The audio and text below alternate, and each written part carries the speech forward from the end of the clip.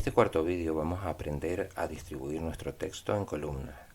Es muy sencillo porque simplemente seleccionando el texto y yendo a formato columnas vamos a poder configurarla.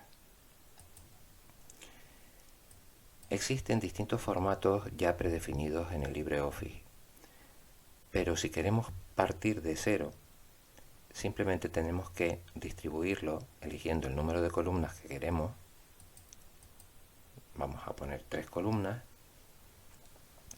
y la separación que queremos entre ellas. Si le dejamos 0 y le damos a aceptar, vemos que no hay nada de separación entre una columna y otra y hace que las columnas se mezclen, no sean legibles.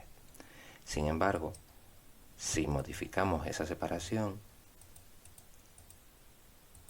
vamos a ponerle medio centímetro y le damos a aceptar, ya tenemos las columnas bien separadas.